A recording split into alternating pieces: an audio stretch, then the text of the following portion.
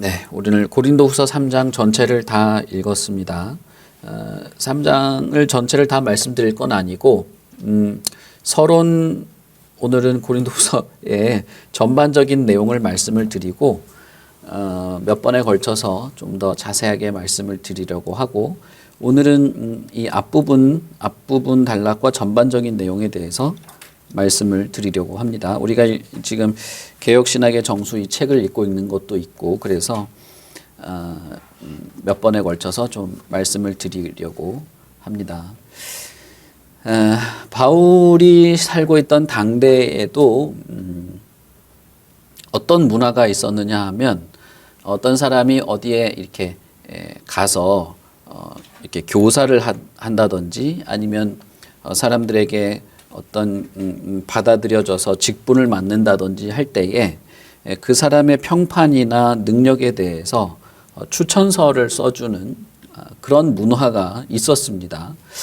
그래서 바울 당대에도 이제 평판이 좋은 사람의 어떤 천거서, 여기서 이제 천거서라고 하죠. 이 추천서는 그 사람의 성공을 보장하거나 능력을 이렇게 보장해 줄 수 있는 증명서와 같은 그런 것이었죠. 3장 1절에 보시면 우리가 다시 자천하기를 해야 되느냐, 우리가 어찌 어떤 사람의 추천서를 너희에게 붙이거나 너희에게 받거나 할 필요가 있느냐라고 바울이 말하죠. 이것을 봤을 때는 고린도 교회에서 바울 사도에 대하여서 어떤 추천서, 좀 권위 있는 사람의 추천서나 아니면 어떤 공회나 어떤 교회 당국에서 써주는 추천서를 요구했었던 것 같아요. 그러나 이제 고린도 교회는 바울이 전도해서 세운 교회 아니겠습니까? 그럼에도 불구하고 바울 사도에 대해서 추천서를 요구하는 그런 일이 있었던 것 같습니다. 또는 이제 바울 사도에 대해서 이렇게 깎아내리거나 혹은 바울 사도를 이렇게 반대하는 입장에 있는 사람들이 바울 사도는 추천서도 없다, 그 사람은 추천서도 없는 사람이다 라고 하는 어떤 그 음해가 있었을 수도 있습니다. 어쨌든 바울 사도에게 추천서를 요구하고 있는 것은 맞아 보이죠. 그래서 바울 사도는 우리가 다시 당신들에게 추천서를 써야 되는가 라고 말하면서 당신들 자체가 우리의 편지다 라고 말합니다. 그 말은 무엇이냐면 당신들 지금 나와 교제하고 나로부터 복음의 말씀을 듣고 교회로 구성되어서 일상을 살아가고 있는 당신들이야말로 우리의 추천서이다 라고 말하고 있는 것입니다. 바울은 자신이 어떤 사람들에게 편지를 받고 누구 다른 사람에게 추천서를 받고 하는 그런 사람이 써주는 추천서 정도가 아니라 성령의 능력으로 고린도 교인들을 가르쳤고 그렇게 가르친 사람들, 복음의 능력 안에서 세워진 사람들이 살아가는 그 삶의 모습을 통해서 내가 전하고 가르친 것이 성령의 역사였다고 하는 것을 증명할 수 있다라고 말하고 있는 것입니다. 당시에 아마도 이렇게 우리가 좀 예상해 보기는 고린도 교회에 침투한 어떤 사람들 혹은 거짓 교사들은 바울 사도가 모세의 율법을 가르치지 않는 것 때문에 문제 삼았던 것 같습니다. 이건 고린도 교회뿐 아니라 다른 교회, 데살로니가나 어디 다른 데도 마찬가지죠. 거기서도 바울 사도가 예수는 전하지만 모세의 율법을 지키도록 하지 않는 것 때문에 지속적으로 문제가 발생했죠. 그래서 바울 사도가 전도를 하고 어디 다른 지역으로 가면 곧 뒤따라서 그 전도한 지역에 들어가서 사실은 바울은 가짜다 이렇게 말하는 사람들이 있었습니다. 고린도 교회도 아마 그랬을 가능성이 있는 것이죠. 그래서 이 어떤 일련의 사람들은 바울 사도가 모세의 율법을 지키도록 하지 않는 것 때문에 문제를 삼고 그것이 바울이 이 자격이 없는 스승이다, 그가 가르친 것은 가짜다 이렇게 음해하는 사람들이 있었던 것을 예상해 볼 수 있습니다. 그러나 바울 사도는 당신들이 우리의 편지다, 내가 누군가한테 추천서를 붙여달라고 해서 받을 그런 것이 아니라 당신들 스스로가 나의 편지다라고 말하고 있음으로써 율법을 지키도록, 모세의 율법을 행하도록 가르친 것보다 내가 성령의 능력 안에서 복음 진리로 당신들을 가르쳐서 그 진리를 따라 행한 것이 율법의 행위를 따라하는 어떤 것보다 훨씬 나은 것이다라고 말하고 있는 것입니다. 그래서 이 고린도후서 3장의 이 출발은 고린도 교인들이 바울 사도에게 추천서를 한 장 받아오십시오. 무슨 예루살렘 공회나 뭐 이런 데 가서 받아오면 안 되겠습니까? 혹은 뭐 야고보나 베드로에게 추천서를 써달라고 해 주십시오. 이랬을지도 몰라요. 그런데 단순히 바울 사도의 어떤 자격을 검증해 보려는 이런 요구에서 출발한 내용인데, 바울 사도는 그것에 대해서 자기 자신을 변호하면서 바울 사도가 전한 복음과 모세의 율법이 어떤 것인지를 비교하는 내용이 이어지고 있는 것입니다. 결론부터 말씀을 드리자면, 바울 사도는 누군가로부터 써지는, 사람이 손으로 써서 나에게 주는 추천서는 필요하지 않다. 왜냐하면 살아있는 추천서가 있기 때문이다. 그것은 모세의 율법의 행위를 따르도록 가르침을 받은 사람들의 삶과 바울 사도를 통해서 성령의 능력으로 가르쳐진 복음을 듣고 배운 사람들의 삶을 비교해 보면 어떤 삶이 더 율법에 부합한 삶인지를 볼 수 있다라고 말한 것입니다. 바울 사도는 우리가 뭐 몇 번에 걸쳐서 살펴보겠습니다만은 고린도후서 3장에서 율법을 의미 없는 것, 악한 것으로 말하지 않습니다. 바울 사도는 율법도 선한 것으로 말하고, 로마서에서도 율법은 선한 것인데 우리들 때문에 율법이 우리를 죽이는 것밖에는 할 수 없는 그런 것이 되었다고 말하죠. 바울 사도의 말은 결론을 제가 먼저 말씀드리자면, 율법의 행위를 하도록 배움받은 사람들의 실제 삶과 예수 그리스도의 복음의 말씀을 듣고 배운 사람의 삶이, 두 부류의 삶이 어떤 것이 더 율법에 맞는 삶이냐는 것이에요. 아이러니하게도 모세의 율법의 행위를 따르도록 하며 살게 한 사람보다 복음 진리를 듣고 그 진리에 순종하며 살아간 사람들이 훨씬 더 율법에 부합한 삶을 살았다라는 것입니다. 그렇기 때문에 바울 사도는 당신들이 우리의 편지고 우리는 마음에 썼고 뭇 사람이 알고 읽는 바이다, 드러나고 있다라고 말한 것입니다. 그런 면에서 바울 사도의 권위, 이 바울 사도의 어떤 자격은 누가 써준 추천서에 있는 것이 아니고 그의 사역의 결과, 명백히 드러난 성령의 역사로 입증이 되는 것입니다. 저와 여러분도 마찬가지죠. 저와 여러분도 어떤 지식과 혹은 이론이나 논리가 이 교회 혹은 저와 여러분의 진실성을 증명하는 것이 아닙니다. 그것은 명백히 드러나는 성령의 역사, 하나님의 거룩하신 은혜 안에서 그것이 모든 사람에게 읽고 드러나게 되는 삶의 모습을 통해서 우리가 바른 복음 안에서 살고 있고 참되고 거룩한 하나님의 자녀인 것을 증명하게 되는 것입니다. 반대로 말하면 우리가 참으로 하나님을 온전히 섬기고 하나님을 온전히 경배하고 있다고 하는 것도 말이나 생각이나 이론이나 논리가 아니라 저와 여러분의 경건함, 거룩한 어떤 진리를 실천하는 삶으로부터 우리는 그것을 확신할 수 있게 되는 것입니다. 여러분, 우리가 하나님을 섬긴다 혹은 하나님의 백성으로 산다라고 할 때 그것은 어떤 기준으로 그런 말을 할 수 있을까요?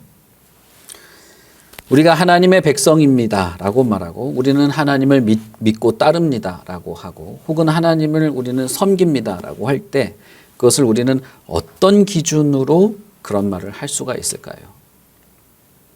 우리 중에 어떤 사람이 그 기준을 만들어낼 수 있겠습니까? 여러분 중에 누군가 자기 나름대로 1, 2, 3, 4 해서 어떻게 하면 하나님을 섬기는 게 맞음, 어떻게 하면 하나님이 만족하고 있음, 뭘 하면 된다, 이렇게 제시할 수 있는 사람이 누가 있습니까? 아무도 없죠. 이것을 제시할 수 있는 분은 하나님 자신밖에 없는 것이죠. 그래서 하나님은 세상을 만든 그때부터, 최초의 인간을 만든 그때부터 하나님을 섬기는 것에 대한 기준을 제시를 합니다. 이것이 창조주를 섬기는 방식이다. 하나님은 이미 아담을 창조했을 때부터 그것을 제시를 했습니다. 그것을 우리는 무엇이라고 부릅니까? 그것을 우리는 법이라고 부릅니다. 법. 혹은 율법 이렇게 말하죠. 여러분, 이 책에서 말하는 율법은 단순히 십계명만 말하는 것은 아니에요. 이 개혁신학의 정수 이 책에서. 다만 십계명이 그 법의 그 정수를 담고 있는 것이기 때문에 그런 것이죠. 어쨌든 하나님께서는 피조 세계, 특히 인간에게 법을 주셨어요. 지키고 따르도록 하는 법입니다. 그러나 우리가 살고 있는 인간 세계의 법은 그저 이 시민사회에서 우리가 시민으로서의 지위를 지키고 이 사회 시스템이 굴러가도록 하는 것에서의 법이죠. 거기서 우리는 그 시스템 안에서 움직이는 것이죠. 그러나 하나님께서 피조물에게 주신 법이라고 하는 것은 우리가 책을 나눌 때도 말하는 이 율법 혹은 법이라고 하는 것은 어떤 의미냐 하면 하나님께서 인간에게 주신 하나님을 섬기고 하나님을 대면하고 하나님께 나아갈 수 있는 바른 삶의 공식으로서의 법인 것입니다. 더 쉽게 말하자면 인간이 창조된 창조 목적에 따라 살아가도록 하신 기준, 그것을 우리는 법이라고 할 수 있습니다. 이것을 여러분 창조 때부터, 우주가 창조될 때부터 지금까지 얼마의 시간이 흘렀는지 모릅니다. 과학자들은 몇 억 년이 됐다고 하더라. 내가 보려고 한번 봤는데 까먹었네, 금세. 45억 년은 지구가 탄생된 시간이고 우주가 탄생된 건 몇 억 년이라 하던데 몇백억 년인가 하여튼 무슨 의미가 있겠습니까, 그게. 일주일 전도 생각이 안 나는데. 몇 억 년이 됐던 몇 천 년이 됐던 하나님이 세계를 창조한 그 순간부터 이 법은 하나님이 우리에게 제시하신 이 기준은 바뀐 적이 없습니다. 바뀐 적이 없어요. 그러기에 이것은 예수 그리스도조차도 지켜야만 하는 것입니다. 저와 여러분도 마찬가지입니다. 지금도 우리는 이 기준, 이 법을 지키며 살아가야지만 하나님을 섬긴다라고 말할 수가 있는 것입니다. 자, 그러면 여러분, 바울 사도가 고린도 교인들에게 너희는 우리의 편지다, 우리 마음에 썼고 뭇 사람이 알고 읽는 바라 라고 말했을 때 누군가가 고린도 교회에 와서 바울 사도가 당신들에게 와서 왜 예수의 복음을 전한다고 예수에 대한 가르침은 전했지만 모세의 율법을 행하도록 왜 전하지 않았냐. 그는 잘못됐다. 율법을 지켜야지만 제대로 된 것이다 라고 했을 때의 이 말 자체는 맞는 것입니다. 하나님이 모세에게 써준 그 율법, 하나님이 모세를 통해서 이스라엘 백성들에게 제시했던 하나님을 섬기고 하나님의 백성으로서 살아갈 수 있도록 주셨던 기준, 그 기준을 지키도록 해야지만 바르게 살 수 있고 하나님을 섬길 수 있고 구원받을 수 있고 등등등. 그런데 왜 바울은 모세의 율법을 지키라고 하지 않았느냐. 이 모세의 율법을 완전히 잘 지켜야 된다 라고 했을 가능성이 있는데 그 말 자체는 맞는 것입니다. 율법을 지켜야죠. 지금 현재도 저와 여러분은 이 법을 지켜야 됩니다. 율법을 지켜야 되는 것이 맞습니다. 그런데 그렇게 하면서 바울 선생님 추천서라도 주십시오라고 할 때 바울 사도가 왜 고린도 교인들에게 우리는 편지 붙여달라고 해서 당신들에게 다시 줄 추천서 필요 없다. 당신들이 우리의 편지고 무사람이 알고 당신들로부터 읽어낼 수 있다. 당신들의 마음에 쓴 것이 무엇인지 읽어낼 수 있다라고 말했을 때 왜 그렇게 말했겠냐는 것이죠. 그것은 이방인, 헬라인, 율법도 없고 유럽의 수많은 잡다한 신들, 그 신들을 섬기며 아테네 신전 같은 그런 신전을 지으며 살아가던 이 사람들에게도 복음 진리의 말씀이 전해졌을 때 성령의 능력 안에서 자신의 사명을 감당했던 바울 사도의 그 복음 전도를 통해서 복음 진리의 말씀을 들었을 때 고린도 교인들이 변화되고 그들이 한 마음으로 모여서 교회로 세워지게 되었을 때 그들의 변화된 삶이야말로 충분히 하나님이 제시하신 기준, 하나님이 제시하신 법에 온전히 따라 살고 있다고 하는 증거가 되었기 때문에 당신들이 우리의 편지입니다. 그리고 우리는 그 법을 마음에 쓴 것인데 이 마음에 쓴 분은 성령님이십니다. 마음에 쓴 것인데 그 마음에 쓰여진 하나님의 법을 사람들이 알고 당신들을 보고 당신들의 삶을 보고 그것을 읽게 되었다. 읽을 수 있게 되었다라고 말하는 것입니다. 이것이 얼마나 아이러니한 것입니까? 하나님이 모세를 통하여서 제시한 법이 있는데 그 법은 아주 단편적으로 말하면 10개죠. 이 10개를 잘 지키면 하나님을 완전히 섬길 수 있게 되는 겁니다. 완벽하게. 그리고 우리도 완전한 삶을 살게 되는 것입니다. 그리고 그렇게 살아가는 삶의 행위들을 다른 사람들이 보고 하나님의 법이 저런 것이구나. 인간다운 삶이란 저런 것이구나. 하나님을 섬기는 건 저런 것이구나. 훨씬 쉽게 읽을 수 있겠죠. 그런데 바울 사도는 그렇게 말하지 않고 모세는 돌판에 받아 적어 왔지만 우리는 마음에 썼지 않는가. 마음에 썼고 마음에 쓴 것을 무사람이 알고 읽을 수 있다고 말하는 거예요. 마음에 써진 하나님의 법을 사람들이 읽고 하나님의 법이란 저런 것이구나. 인간다운 삶이란 저런 것이구나. 하나님을 섬기는 것이 바로 그것이구나를 알 수 있다는 것입니다. 그리고 그것이 율법의 행위를 따라하게 한 사람보다 훨씬 더 나은 것이어서 모세의 율법을 행하도록 해야 된다고 하는 것보다 이게 더 낫다고 말하고 있는 것이죠. 바울 사도는 고린도 교인들의 변화된 삶이 오히려 우리의 마음에 무엇이 쓰여져 있는지를 알고 읽을 수 있도록 하는 편지와 같다고 말합니다. 고린도 교인들의 삶은 모든 사람들에게 공개된 편지와 같습니다.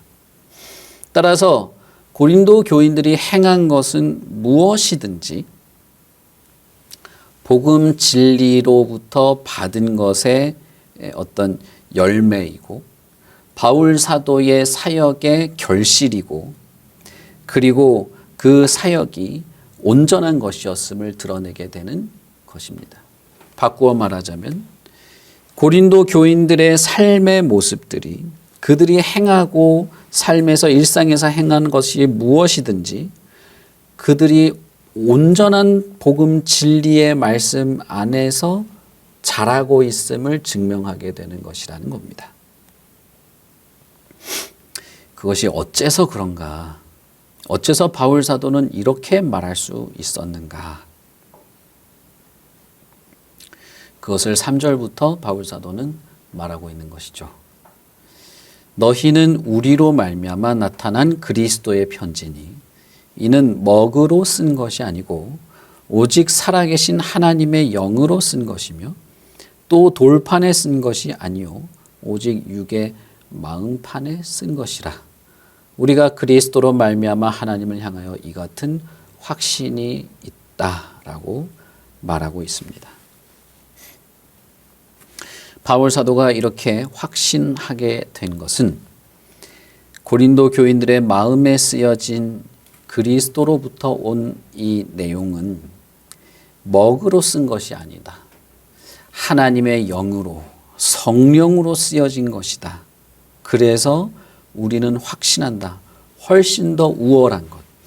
율법의 조문을 지키며 살아가도록, 율법의 행위를 따르며 살아가도록 한 것보다 이것이 더 나은 것임을 확신한다고 말하고 있는 것입니다. 사람의 삶에 나타난 성령의 역사의 어떤 결과들이 다른 어떤 것보다 더 낫다는 것입니다. 이것은 사실 이미 구약의 에스겔이나 예레미야 선지자들을 통해서 이미 예언되었던 것들입니다. 에스겔서 36장 26절에 보면 하나님은 이미 구약의 에스겔 선지자에게 또 새 영을 너희 속에 두고 새 마음을 너희에게 주되 너희 육신에서 굳은 마음을 제거하고 부드러운 마음을 줄 것이다 라고 말했습니다. 예레미야 선지자에게는 이렇게 말씀하셨습니다. 그날 후에 내가 이스라엘 집과 맺을 언약은 이러하니 곧 내가 나의 법을 그들 속에 두며 그들의 마음에 기록하여 나는 그들의 하나님이 되고 그들은 내 백성이 될 것이라 여호와의 말씀이니라 라고 예레미야 선지자에게 말하였습니다. 에스겔 선지자에게 나는 그들의 마음을, 내 백성들의 마음을 부드럽게 한 다음에 그 마음에 내 법을 이제는 그 마음에 두겠다. 이미 구약에 말한 것입니다. 그리고 내 법을 그 부드러워진 마음에 내가 쓰겠다. 그러면 나는 그들의 하나님이 되고 그들은 내 백성이 될 것이다 라고 이미 구약에 예언한 것이죠. 바울 사도가 지금 이토록 고린도 교인들의 변화된 삶을 보면서 이것은 영으로 쓰여진 것이다 라고 확신할 수 있었던 것은 그와 같은 구약 선지자들의 예언이 있었기 때문입니다. 그리고 그 구약 선지자들의 예언이 지금 고린도 교인 당신들에게 성취되었다라고 말하고 있는 것입니다. 성령께서는 그들의 마음에 하나님의 법을 쓰십니다. 성령께서는 하나님의 택한 백성들의 마음에 하나님의 법을 쓰고 그들의 마음을 변화시키고 변화된 삶을 살아가되 율법에 부합하는 삶을 살도록 그들의 마음에 쓰여진 하나님의 법에 따라 살도록 바꾸시는 것입니다. 에스겔이나 예레미야 선지자가 수백 년 전에 말한 바로 그 말이 바울 사도의 복음 진리를 전하는 것으로부터 성취된 것입니다. 하나님께서 모세를 통하여 돌판에 쓰여진 그것도 분명한 법입니다. 하나님이 제시하신 기준입니다. 아담을 에덴 동산에 두시고서도 하나님께서 제시하시죠. 기준을 제시하시죠. 그 기준은 아주 간단한 것입니다. 하나님께서 아담에게 명한 것은 행하고 금지한 것은 하지 않는 것이 기준이에요. 그것 외에 여러분 다른 것이 없습니다. 수억 년이든 수백억 년이든 수천 년이든 하나님을 섬기고 하나님의 피조물답게 살아가는 것은 그것 외에는 없어요. 모세에게 제시한 율법도 그 율법의 10가지 항목이 여러 가지가 있습니다만은 결국은 그 기준은 그것이죠. 행하도록 한 것은 하고 금한 것은 하지 않는 것입니다.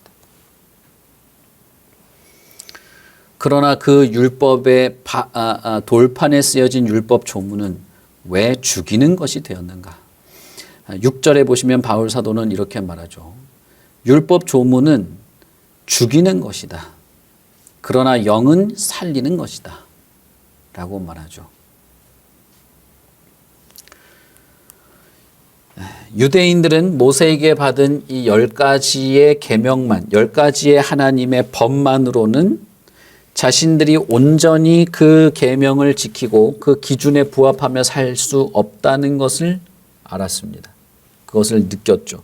그래서 느낀 사람들 중에 일부는 자신이 죄인이라는 사실을 뼈저리게 느낀 사람들도 있었습니다.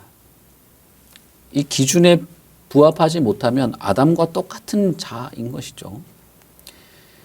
그러나 어떤 사람들은 그 10가지의 법을 뭐라고 하면 좋을까요? 풀어서 수백 가지의 다른 기준으로 그것을 지키면 이것을 지키는 것처럼 생각하는 일들을 했습니다. 그래서 600여 가지가 넘는 율법들을 만들어내기 시작한 것이죠. 유대인들은 그래서 이 600여 가지가 되는 율법을 매일 지키며 살아갔습니다. 그리고 그렇게 살아가면 자신들은 경건하고 거룩하다고 생각한 것입니다. 안식일을 기억하여서 거룩하게 지켜라. 안식일을 영원히 지켜야 될 규례다. 라고 말했을 때 그들이 안식일을 지키는 것을 어떻게 할 것인가? 수도 없이 만들어내는 것이죠. 안식일을 거룩하게 지켜야 되니까. 그래서 안식일 날 일하면 안 돼. 뭐가 일이지? 낙엽보다 무거운 걸 들면 일이다. 뭐 이런 식을 하는 겁니다. 몇 걸음 이상 걸어가면 일이다. 이런 것이죠. 그래서 예수님께서 안식일 날 손 마른 사람을 고쳐주셨을 때 그 불쌍한 거지를 고쳐준 것을 놀라워한 것이 아니라 왜 안식일 날 고쳤는가를 가지고 문제 삼은 것입니다. 나면서부터 눈먼 사람을 고쳐가지고 너무나 기적적인 일이 벌어졌는데도 왜 안식일 날 이런 일을 했냐를 가지고 문제를 삼았던 것이죠.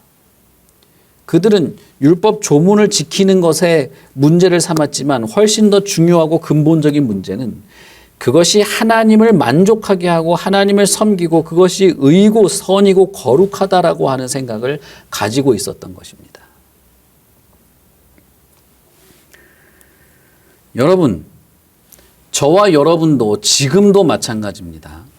저와 여러분도 참되고 거룩한 삶을 살아야 합니다. 그것이 모든 피조물에게 주시는 하나님의 기준이에요. 어떤 인간도 그것을 벗어나서 살아서는 안 되는 겁니다. 그것을 벗어난 것은 저주죠. 하나님이 저주를 하겠다고 말씀을 하셨죠. 종교 생활을 하고 교회를 왔다 갔다 하면서 뭔가 내 삶에서 종교라고 하는 것이 한 켠을 차지하고 여기서 마음의 위로도 없고 뭐 평화도 없고 세상을 보는 뭐 밝고 따뜻한 사회, 그것도 좋죠. 여러분, 그러나 그것이 하나님을 섬기는 것의 전부일까요? 그것이 여러분 종교를 가지고 기독교 세계에 들어와서 우리가 얻을 수 있는 유익의 전부일까요? 그것이 정말 기독교가 추구하는 삶일까요? 아니에요. 여러분, 우리가 예수를 믿고 구원받고 천국에 가고 하는 그 모든 내용에는 뭐 믿음도 마찬가지입니다. 믿음에 대한 것에 대한 거기에는 우리가 하나님께서 우리에게 주신 이 기준에 따라 사는 것만이 참된 하나님의 백성으로서의 삶이요, 참된 인간으로서의 삶이요, 하나님을 섬길 수 있는 유일한 것이기에 그렇게 살아가는 것이 있는 것입니다. 유대인들도 율법의 행위를 지키면 뭐 몇백 가지를 지키고 예수님조차 그렇게 막 비난했었던 그 유대인들조차도 그 이유 때문에 그렇게 한 겁니다. 경건하고 거룩하게 살고 하나님을 온전히 섬기려고 하는 이유 때문에 그렇게 한 것입니다. 그러나 바울 사도는 그 율법 조문들, 그거를 잘 지켜보려고 수백 개를 만들어 놓은 율법 조문들은 오히려 죽이는 것이었다라고 말한 겁니다. 왜 그런가? 그건 이미 사실 여러분 에스겔 선지자나 예레미야 선지자를 통해서 이미 하나님이 예언을 하신 것입니다. 그 이유는 모세가 받은 그 법조차도 돌판에 쓴 것이기 때문입니다. 돌에 새긴 것이죠. 3절에 보시면 먹으로 쓴 것, 돌판에 쓴 것 이렇게 말했죠. 하나님께서 주신 이 법, 기준, 그것은 하나님의 완전한 의와 하나님께 나아갈 길을 제시하고 그것을 만족하도록 하지만 그러나 사실은 그것을 행할 능력은 주지 않는 것입니다. 글자에 적힌 거니까요. 그냥 돌판에 적힌 글이니까요. 먹으로 쓴 것이고 돌에 새긴 것이기 때문인 것이죠. 다시 말하면 사람의 마음을 바꾸지 못했다는 것입니다. 그러므로 율법은 오히려 그 법을 지키지 못한 것을 떠올리게 만들었습니다. 그 기준에 내가 못 미치는 것을 느끼게 했습니다. 그리고 그 기준에 미치지 못하기에 나는 죽어 마땅한 자라는 결론밖에는 내놓지 못하는 것입니다. 여러분, 만약 저와 여러분이 정말로 하나님을 섬기는 것을 하려고 한다면 분명히 이 벽에 부딪히게 될 것입니다. 내가 하나님의 말씀에 부합하며 살아가야 되겠다라고 한다면, 최소한 10계명이라도 내가 마음에 품고 살아가겠다고 한다면 분명히 우리는 이 벽에 부딪히게 될 것입니다. 율법을 보면 볼수록, 하나님의 법을 나에게 적용시키면 적용시킬수록, 하나님의 말씀을 내가 생각하면 생각할수록 내 안에 악한 것, 모자란 것, 오히려 이것이 나에게는 부담스럽고 거칠고 거부감만 일으키는 내용이라는 것을 여러분, 우리는 느낄 것입니다. 왜냐하면 아담의 타락 이후로 죄악된 인간들은 이 율법을 선하게 사용할 능력이 없기 때문이에요. 하나님의 법을 정말 기뻐서 즐거워서 그 말씀에 따라서 살아갈 수 있는 아무런 능력도 가지지 못했기 때문입니다. 그래서 바울 사도는 로마서에서 이렇게 말합니다. 선한 것이 사망이 되었느냐? 그럴 수는 없다. 오직 죄가 죄로 드러나기 위하여 선한 그것이 나를 죽게 만들었다. 이는 계명으로 말미암아 죄로 심히 죄되려 함이라 라고 말했습니다. 율법이 갑자기 악한 것이 되었냐? 그것이 아니다. 오직 죄가 우리로 하여금 하나님의 영광스러운 이 법 아래서 죄인인 것이 드러나게 됨으로써 결국 우리는 죽음밖에는 없는 그것을 알게 된 것이다 라고 말한 것이죠. 바울 사도가 말하고 싶은 것은 이것입니다. 하나님이 우리에게 제시한 법, 이 기준, 그런데 이 기준에 따라 살아갈 어느 누구도 없다는 겁니다. 이 기준을 만족시키며 살아갈 존재가 단 한 명도 없다는 것입니다. 그렇기에 모세의 율법의 행위를 배우고 그 행위를 따라하는 사람들은 결국 뭡니까? 죄의 죄만 더할 뿐인 것입니다. 스스로는 거룩하고 만족할지 모르지만 근체와 회향의 11조까지 바쳐가면서 철저하게 하나님의 율법을 지키며 살아간다고 생각할지 모르지만 그러나 죄의 죄만 더할 뿐인 것입니다. 율법은 그렇게 지킬 수 있는 것이 아니라는 거예요. 예레미야 선지자가 말하지 않았습니까?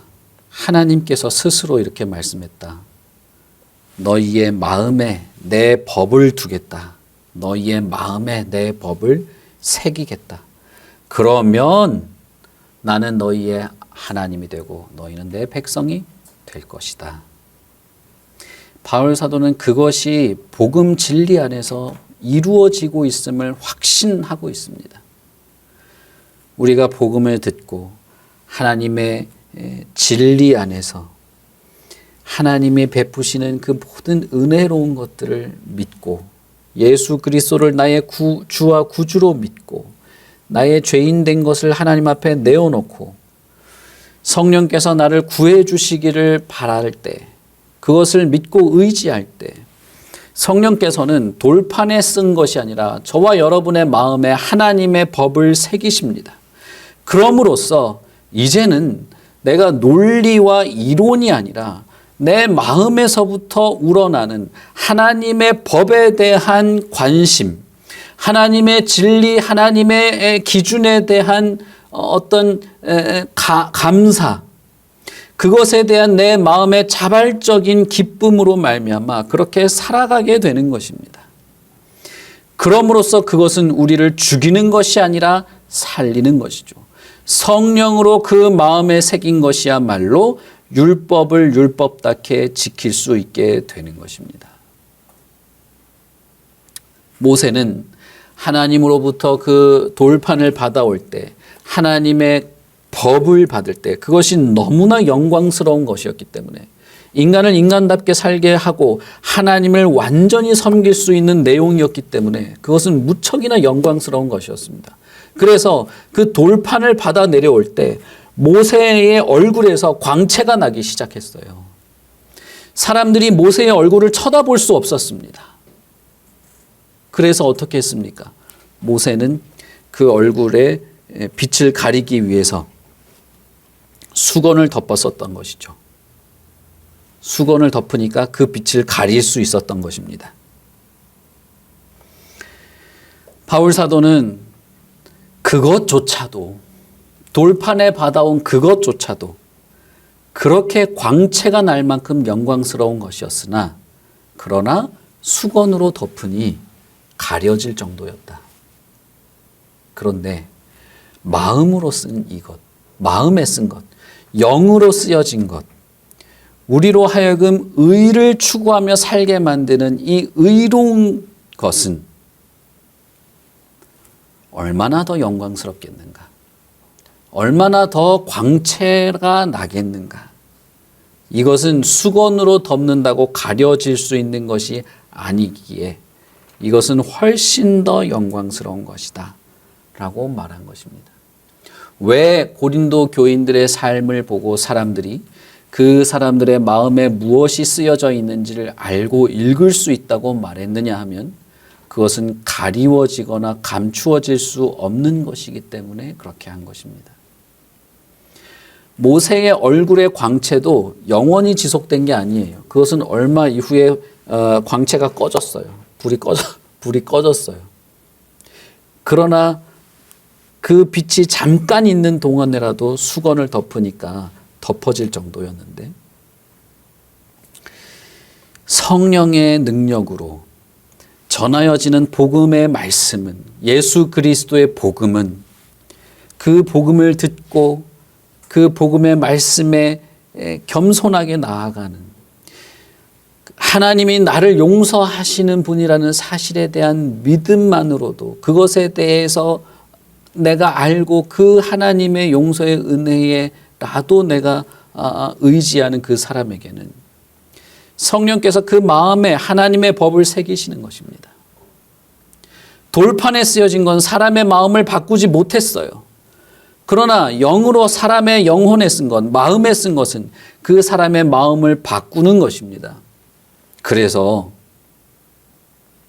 뭘 해야 돼서 하는 것이 아니고 하고 싶어서 하게 되는, 하나님의 법을 지켜야 되니까 지키는 것이 아닌 그 법이 나에게 좋은 것이어서 기꺼이 하고 싶어서 하게 되는 삶으로 바뀌게 되는 것입니다. 그리고 이것은 너무나 영광스러워서 모세의 얼굴의 광채보다도 더 영광스러운 것이라고 말합니다. 그래서 변화된 사람들의 삶을 주변 사람들이 보고 그의 마음에 무언가 다른 것이 쓰여져 있다는 것을 알 수 있다는 것이죠. 그러니 이것이 훨씬 더 율법에 부합한 하나님의 법에 어울리는 삶이 아니냐라고 말하는 것입니다. 율법은 이제는 예수 그리스도의 복음 안에서, 율법은 이제 성전이나 제사장이나 돌판에서 찾아보는, 돌판에서 영광을 얻는 것이 아니라 예수 그리스도 그분 안에서 우리는 알게 되는 것입니다. 예수 그리스도 안에서 우리는 새 계명, 사람의 마음을 변화시키는 하나님의 법을 발견하고 그것이 내 마음 안에서 역동하기 때문에 그렇게 살아갈 수밖에 없는 자로 변화되는 것입니다. 그런 면에서 여러분 어떻습니까?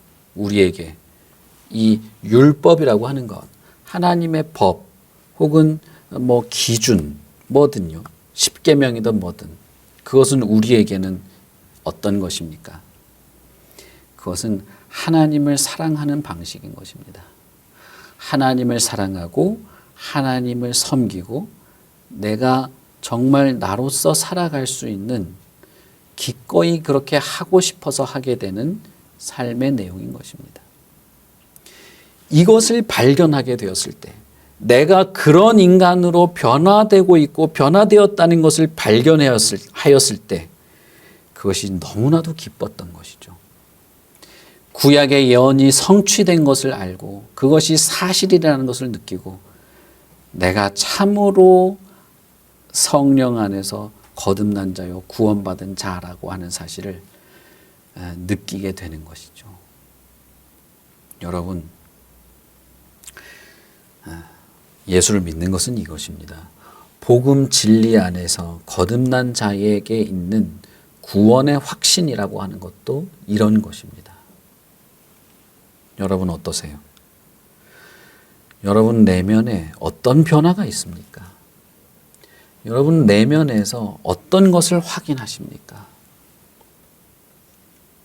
진심으로 그럴 것 같고 그랬던 것 같기도 하고 안 그러면 안 될 것 같고 뭐 이런 두리뭉실하고 모호한 것이 아니라 내 마음에 뭔가 새겨져서 이제는 지워질 수 없는 것처럼 내 안에 있는 하나님의 말씀과 진리가 너무나도 나로 하여금 다르게 살게 만드는 그런 것이 내 안에 발견되고 있습니까?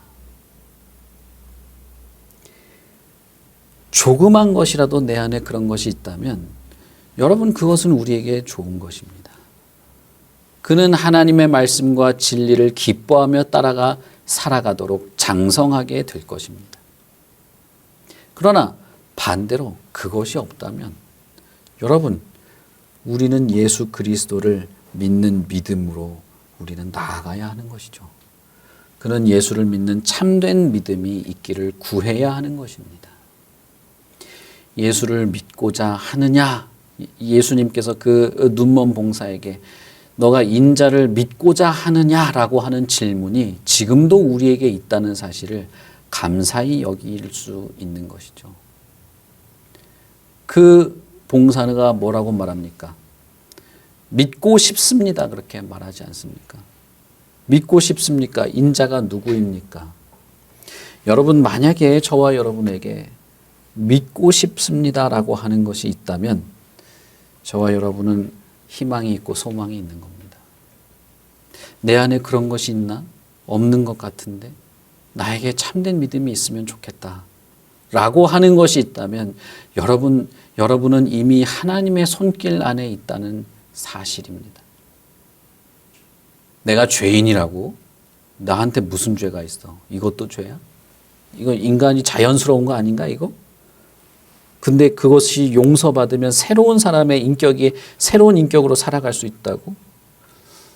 정말 그런가? 그것이 예수를 믿는 것이라면 그래 그 믿음으로 살아가는 것이 어떤 것인지 참 알 수 있으면 좋겠다. 이런 것이라도 있다면 여러분은 하나님의 은혜 안에서 이미 하나님의 은혜의 풍성한 그 손길 안에 있는 것입니다. 저는 그렇게 생각합니다. 그리고 하나님께서 저와 여러분의 마음에 선한 것을 시작하실 것입니다. 눈을 들어서 어느 순간 내 안에 새겨진 이 하나님의 말씀이 이제는 나로 하여금 돌이킬래야 돌이킬 수 없는 것처럼 아예 새겨져서 이제는 이 법으로 하나님을 섬기는 것이 즐겁고 그렇게 하나님을 섬기지 못하는 삶이 오히려 불편해지고 나로 하여금 하나님의 영광이 드러나게 되는 것을 기뻐하며 즐거워하는 것이 저와 여러분의 삶에서 시작이 될 것입니다. 여러분 이것을 기대하십시오. 이것을 바라보세요. 하나님을 더 깊이 사랑하게 되고 그것이 즐거워지고 나로 하여금 내 자신의 정체성을 찾아가게 만드는 이 하나님의 법, 율법, 이 선한 것을 정말 맛보고 싶으시다면 그리고 그것이 영광스럽게 다른 이에게도 뭔가를 미치게 되는 그런 선한 것이 있기를 기대하신다면 여러분 예수를 믿으십시오. 예수 그리스도를 믿는 참된 믿음을 구하십시오.